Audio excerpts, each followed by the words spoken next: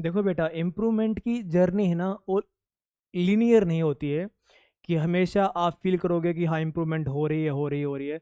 Some time it happens कि आपको लगेगा कि नहीं यार, कुछ चीज़ें सही नहीं चल रही हैं। सो उस टाइम पे ऐसा घबराने की कोई ज़रूरत नहीं है।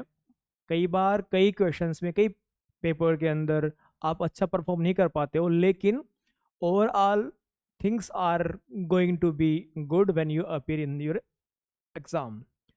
ये मैं क्यों कह रहा हूँ, कई बार हमको लगता है कि हमने कभी आंसर लिखे, हम बहुत अच्छा आंसर लिखते जा रहे हैं, कई बार हमने खराब आंसर लिखे तो we feel bad about it. So we need to maintain a balance. अब मैंने आपके आंसर पढ़े नहीं हैं, ऐसा नहीं कि मैं पढ़ के बोल रहा हूँ, मैं बता रहा हूँ आपकी कंसिस्टेंसी देख के कि चीज़ें अच्छी चल रही हैं। So just to balance you कि कहीं और कॉन्फिडेंट भी फील ना करो, और कहीं ऐसी फीलिंग भी ना आए कि चीज़ें अच्छी नहीं हो रही, you are going in a very good way. अब एक चीज़ मैं बताना चाहूँगा इस टाइप के क्वेश्चंस के अंदर, जो हम पेपर वन का जो पार्ट बी है, सो पार्ट बी के अंदर हम थ्योरी कैसे इंटीग्रेट करें, हमारी ये इंटेंशन होनी चाहिए कि जो भी पेपर है, देखो अब आप इसके अंदर स्कॉलर्स के व्यू तो आप मेंशन करोगे ही करोगे, और कोई फैक्ट्स वगैरह है आप डाल सकते हो इसके अंदर, किसी स्कॉलर ने कुछ बोला, कुछ फैक्ट्स ने कुछ बोला है। लेकिन अगर कोई पॉलिटिकल थ्योरी का डायमेंशन आपने डाल दिया ना, तो आपका आंसर बहुत ही इफेक्टिव बन जाएगा। ओके, स्कॉलर डाल रहे हो आप, कुछ फैक्ट्स डाल दिया आपने। फॉर एग्जांपल ये क्वेश्चन है पॉलिटिकल पर्सनैलिटीज से रिलेटेड, कुछ फैक्ट डाल दिया आपने, आपने कुछ पॉलिटिकल पर्सनैलिटीज़ के बारे में डाल दिया। फॉर एग्जांपल जयललिता के बारे में डाला आपने, ममता बनर्जी के बारे में डाल दिया, और जो डीएमके के जो प्रेसिडेंट थे, अन्नादुराई, आई if I am not wrong, जो भी पॉलिटिकल पर्सनैलिटीज़ हैं, नरेंद्र मोदी हो गए कंटेम्प्रेरी टाइम्स में, और काशीराम हो गए बीएसपी के। सो जो भी पर्सनैलिटीज़ हैं उनसे रिलेटेड अगर आपने उनके जो फैक्ट्स डाल दिए कि भाई कैसे उन्होंने इलेक्ट्रल लैंडस्केप को बिल्कुल चेंज कर दिया, तो that is related to factual information. Scholars भी आप मेंशन करें, दैट इज़ गुड। लेकिन पॉलिटिकल थ्योरी का डायमेंशन जब आप लेके आते हो, फॉर एग्जांपल जब हम किसी थ्योरेटिकल डायमेंशन, यहाँ पे हम बात करें कि प्लेटो थ्योरी ऑफ, प्लेटो की थ्योरी की बात कर रहे थे, प्लेटो थ्योरी ऑफ फिलोसफर किंग की बात की हमने, कि भाई प्लेटो बोलते हैं कि जो इंसान रूल करे उसके अंदर नॉलेज होनी बहुत ज़रूरी है। फाइन, कि कोई एक इंसान जिसमें जिसके अंदर नॉलेज है, और वो इंसान अच्छी तरह से रूल कर पाएगा।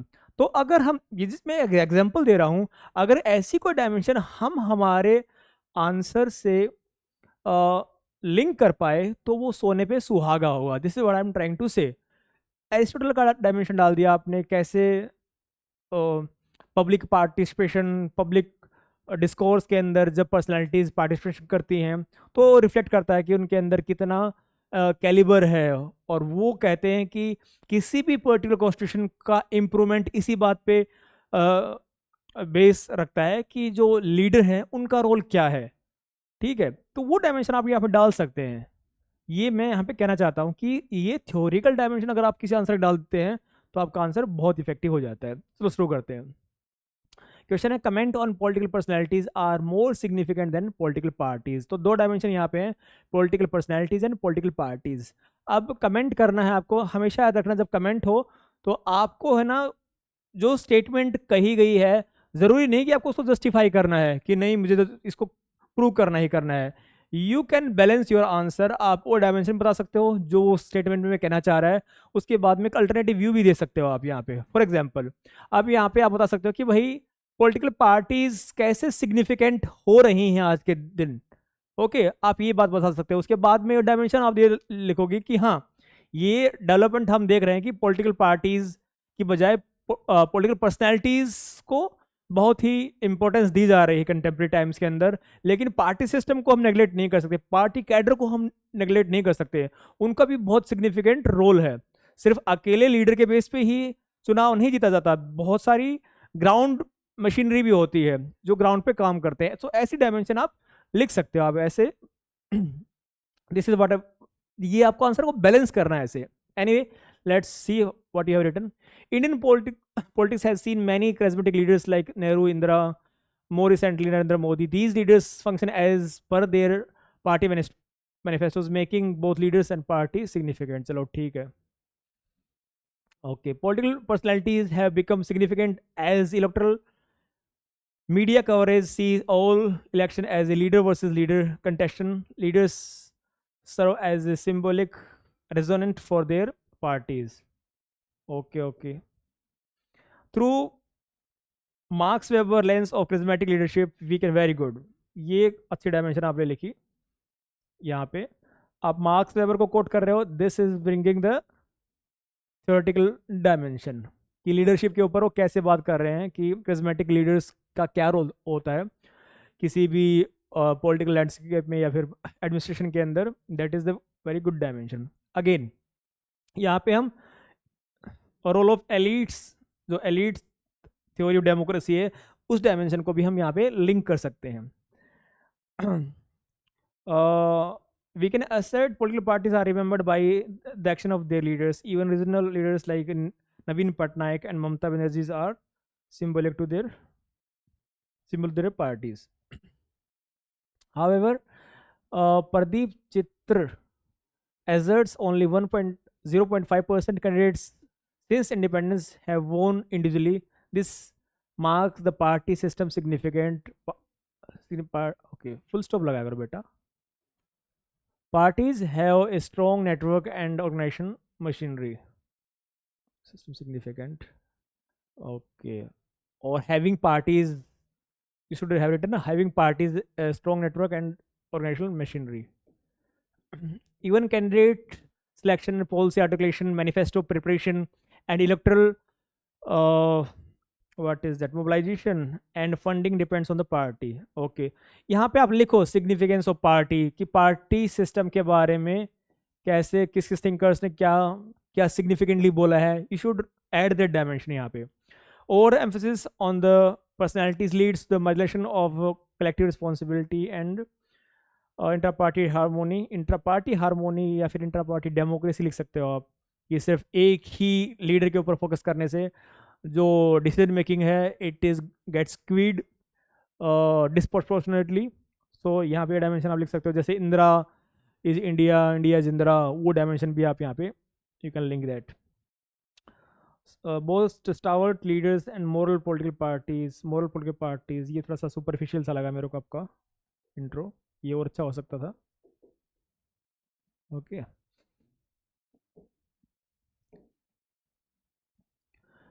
Next question, explain how caste as a social category is also becoming a political category in the democratic politics of India. Simple question है. caste politics के ऊपर question है and which is part of identity politics. यही आपको reflect करना है आपके answer के अंदर.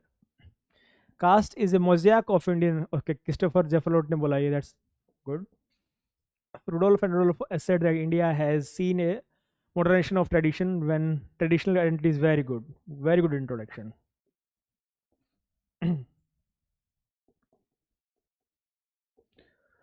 Rajni Kothari sees castration of politics in positive light, asserting that it has led to the secularization of politics which has otherwise constrained for elites. M.S. Srinivasan claims that dominant caste one with the access to the land, education and resources have become the elite of Indian politics and seen Marathas of Maharashtra, Reddys of Andhra and Jats of Haryana. Okay, scholars like Jaffalet and Yogendra Yadav trace the evolution of caste in politics from social to political category. From 1967 onwards, caste politics came to light with the reorganization of states and caste. Very good analysis.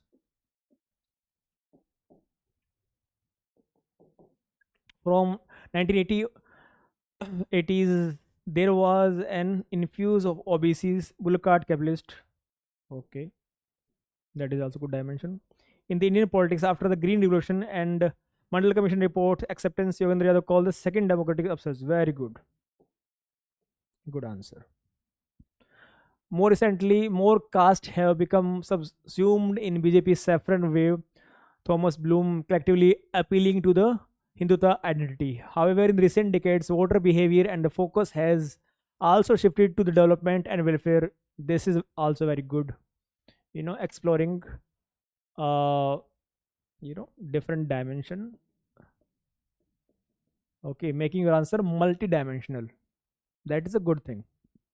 Even Ashish Nandi asserts that ongoing third democratic upsurge by the rise of new middle class that cares more about employment, infrastructure, and inclusive growth. Thus, while caste remains an eminent political category, the voter behavior is shifting to development and national growth. ठीक है, कह सकते हैं हम ऐसा. But this was the good answer. देखो, कई बार चीज़ों के अंदर, आंसर के अंदर ऐसा कुछ हार्ड एंड फास्ट रूल नहीं होता कि आपने बहुत ही अलग तरह की कुछ बात लिख दी. ऐसा नहीं होता. ये होता है कि कई क्वेश्चंस पे आपका होल्ड अच्छा होता है, आपके पास अच्छा कंटेंट होता है, तो वहाँ पे रिफ्लेक्ट होता है कि आपने बहुत अच्छा आंसर लिखा. ओवरऑल आपको आंसर एवरेज ही लिखने होते हैं, और वही है. हर चीज़ आपको वहाँ पे एग्जाम में याद भी नहीं रहेंगी, आप लिख भी नहीं पाओगे. तो जो आप लिख रहे हो, जिस वे से आप जा रहे हो, that is good. That is good. You have to maintain this consistency. धीरे धीरे आप अपने फैक्ट्स को इम्प्रूव करते हो, अपने कंटेंट को इम्प्रूव करते हो, चीज़ों को और अच्छे तरीके से करते हो, और आल जो आपके आंसर हैं, that is good, going in the good direction. बस इसी चीज़ को मेंटेन करना है. अपने कंटेंट पे ज़्यादा होल्ड करना है. जितना ज़्यादा रिवाइज करोगे उतना ज़्यादा रिफ्लेक्ट होगा आपके आंसर्स के अंदर, वो चीज़ें और डाइवर्सिटी आएगी. इसी बात को फोकस रखना है आपको. ठीक है. तो स्ट्रक्चर अच्छा जाने लग गया, लैंग्वेज ठीक होगी. पहले बहुत ज़्यादा सुपरफिशियल लग रही थी, फ्लावरी लैंग्वेज थी, अब it is going in the right direction. तो यही आंसर राइटिंग का एसेंस है बेटा, कि यू फाइंड आउट कि मुझे कहाँ कहाँ पे इम्प्रूव करना है, और छोटी छोटी चीज़ों को हम धीरे धीरे इम्प्रूव करते चले जाएँ.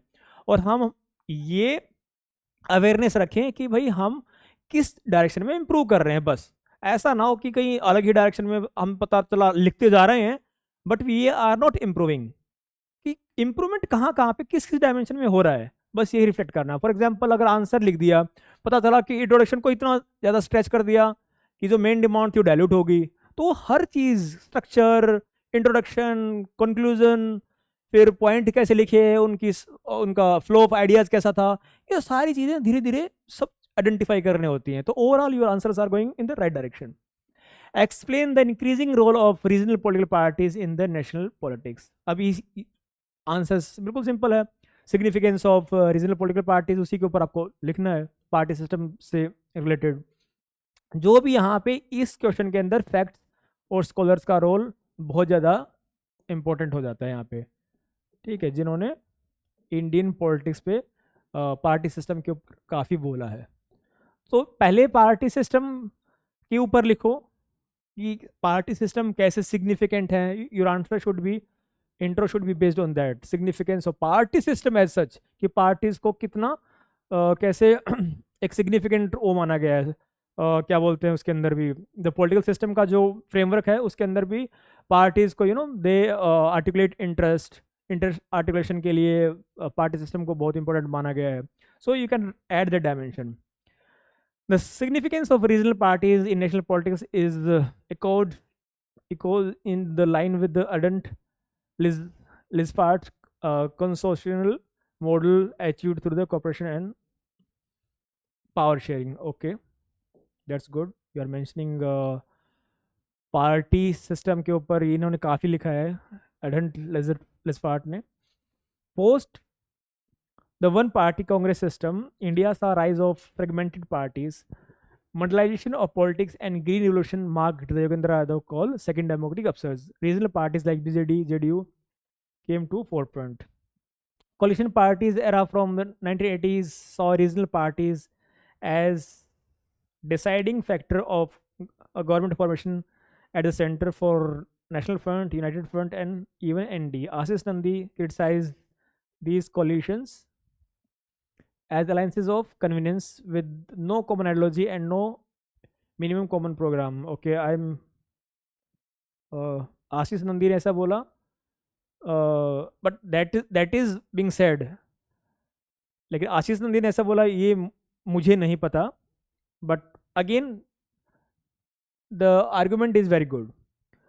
For instance the fall of Vajpayee government due to the withdrawal support by AIMD के. ओके, तो यहाँ पे आप सिग्निफिकेंस बता रहे हो रीजनल पार्टीज की. फाइन, यहाँ पे लिखो कि रीजनल पार्टीज जो रीजनल एजेंडा था उसको कैसे मेन स्ट्रीम नेशनल पॉलिटिक्स के अंदर भी वो लेके आए. ये डायमेंशन भी आप डालो इसको. Regional parties also influence national stand in foreign policy. ठीक है, that is also the good one. Regional parties also influence the center budget allocation to their allies. For instance, ruling party has been blamed for Bihar and Andhra Pradesh in granting aids. This create a greater rift between the centers and government. चलो ठीक है. MP Singh observes this has strengthened the federal federal access to the central parliament and at time regional parties distort the policies with their narrow demands of language, caste and race. ये भी ठीक है dimension. यहाँ पे किसी thinker वगैरह के scholar वगैरह को डाल सकते थे आप. Regional parties however marks the politics of India more vibrant and led to the secularization of politics with democratic deepening and. ठीक है, okay, that is satisfactory answer, good answer. Critically assess the role of pressure groups in decision making process of the government. Finally said that pressure groups are the invisible empires, the work behind the ये क्या लिखा आपने behind this, okay, work behind the scene. They in what is that, okay, they enhance the, I guess it is enhance the democratic deepening. Pressure groups play an important role by important को पूरा लिख दो बेटा, IMP नहीं, पूरा लिखो इसको. By continuity of policy formation, for instance, CRT in collaborations with industry groups to formulate cyber policies and regulations. Okay. Process of the government.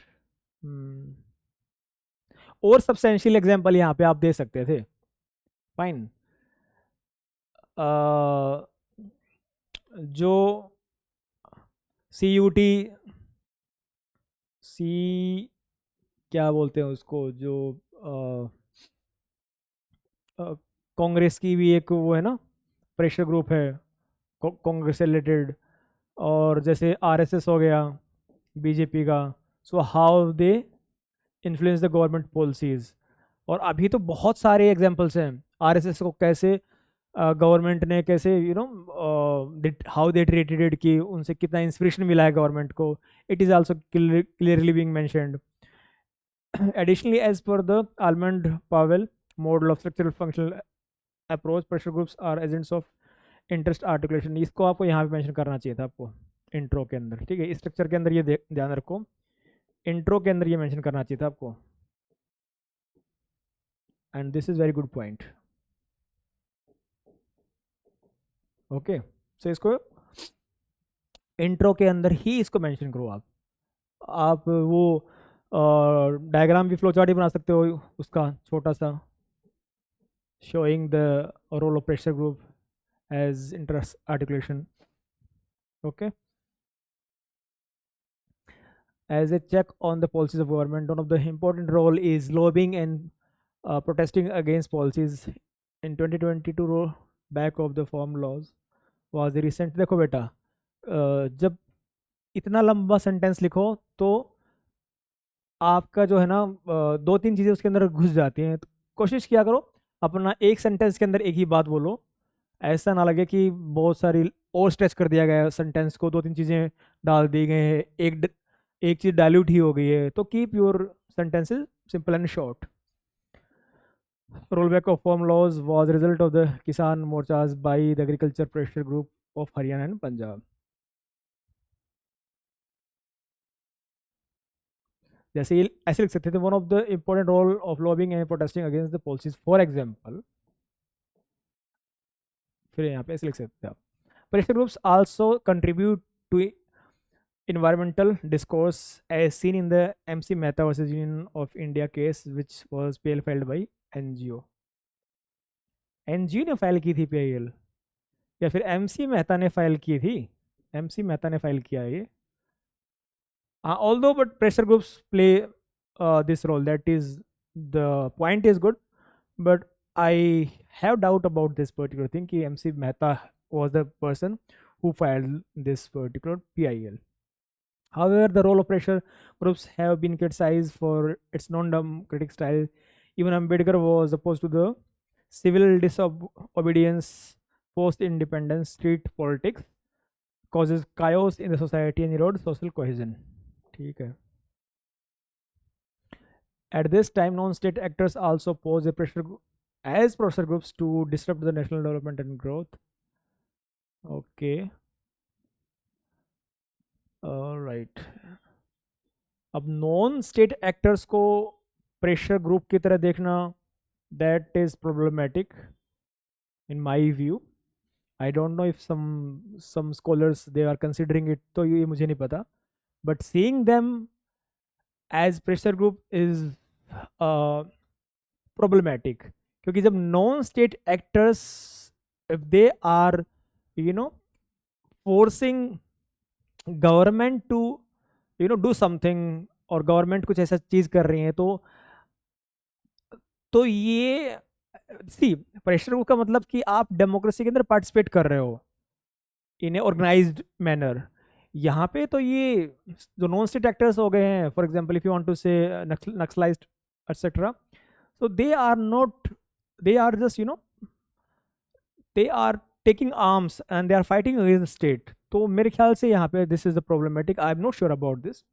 Pressure groups should be registered and there should be regulation on their methods and techniques of articulation while maintaining freedom of expression, freedom to express within the democratic setup via deliberation and debate. चलो, it's okay answer.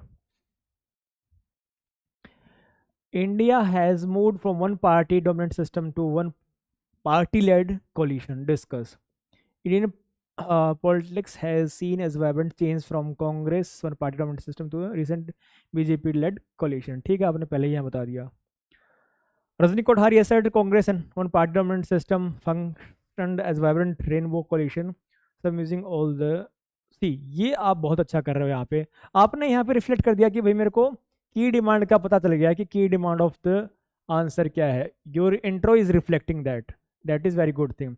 उसके बाद जब आप यहाँ से start कर रहे हो तो ये दिखा रहा है कि आपका आंसर एक प्रॉपर सीक्वेंस में जा रहा है, आपके आइडियाज का सीक्वेंस है और बिल्कुल प्रॉपर है. जब आप जेनेसिस से बात कर रहे हो कि कब से one party dominant system start हुआ वहाँ से.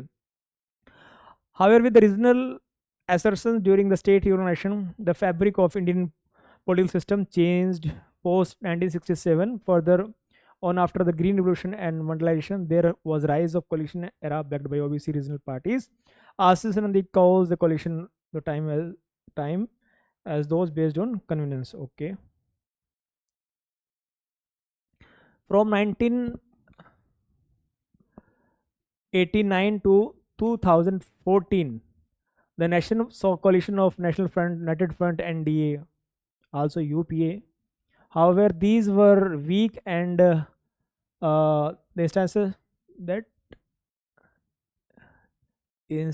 instances based on the regional party support, no ideological alliance on minimum common program. 2014 saw the Thomas Bloom called the Saffron Wave with the rise of BJP as the majority party. Milan Vaishnav calls it fourth party system under the BJP where all parties good. Good points.